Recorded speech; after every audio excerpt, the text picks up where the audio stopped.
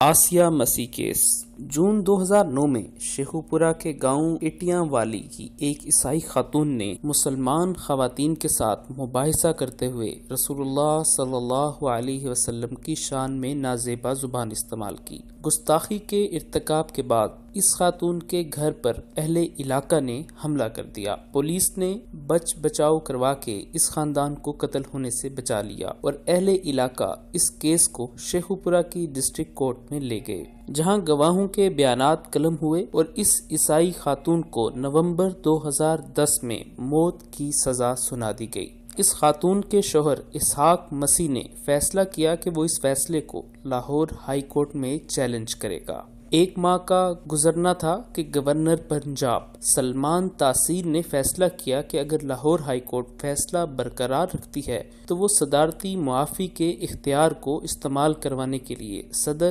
آصف علی زرداری سے اس عیسائی گستاخ خاتون کی معافی کے لیے اپیل کرے گا۔ اس دوران لاہور ہائی کورٹ نے اس معافی کی اپیل پر اسٹے آرڈر دے دیا اور اس عیسائی گستاخ خاتون کے خلاف ڈسٹرکٹ کورٹ شیخوپورہ کے جج محمد نوید اقبال کے فیصلے کو برقرار رکھا اور اس عیسائی گستاخ خاتون کو کوٹ لکھپت جیل کے ڈیتھ سیل میں ڈال دیا گیا۔ سلمان تاثیر نے اپنی گورنری کا اثر و رسوخ استعمال کر کے جیل میں اس گستاخ سے ملاقاتیں کیں اور پریس کانفرنس کر ڈالی کہ ایسے کالے قانون کو ہم نہیں مانتے جس سے کسی اقلیتی کی جان کو خطرہ ہو۔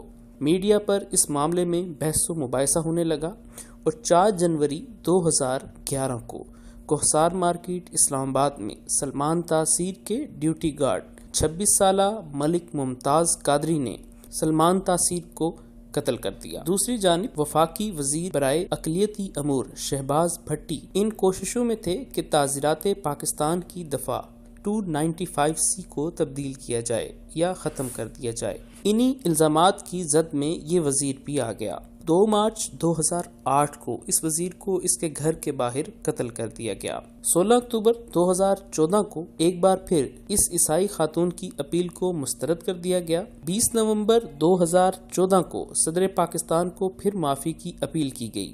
24 نومبر 2014 کو اسحاق مسیح نے پھر اپنی بیوی کے لیے سپریم کورٹ کا دروازہ کھٹکھٹایا اور 22 جولائی 2015 میں سپریم کورٹ آف پاکستان نے اس عیسائی خاتون کی سزائے موت کی سزا تب تک معطل کر دی جب تک اپیلوں کا فیصلہ نہیں آ جاتا۔ 26 مارچ 2016 میں دوبارہ ہائی کورٹ میں اپیل کی سماعت مقرر ہوئی۔ 13 اکتوبر 2016 کو 3 رکنی بینچ تشکیل دیا گیا۔ اسی صبح اسی بینچ کے جج جسٹس اقبال حمید الرحمان نے اس کیس کی سماعت سننے سے انکار کر دیا۔ اسی جج نے صدر پاکستان ممنون حسین کو اپنا استعفیٰ پیش کر دیا اور موجودہ chief justice of Pakistan justice Saqib Nisar نے 26 اپریل 2017 کو اسی عیسائی خاتون کی اپیل کی درخواست منسوخ کر دی۔ کیا آپ جانتے ہیں کہ یہ عیسائی خاتون کون تھی؟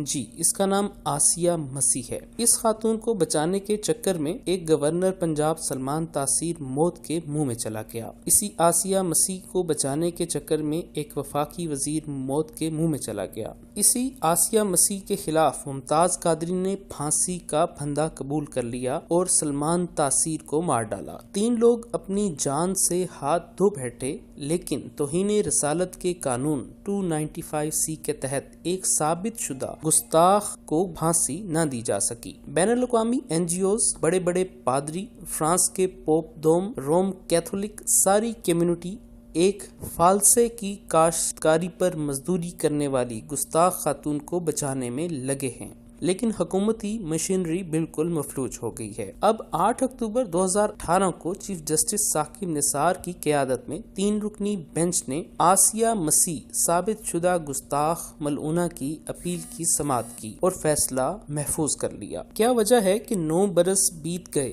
اعلیٰ عدالتوں سے سزا یافتہ گستاخ کو سزا کیوں نہیں دی جا سکی؟ آخر رسول اللہ صلی اللہ علیہ وسلم کی توہین کے خلاف یہ قانون کس طرح بے اثر ہو گیا؟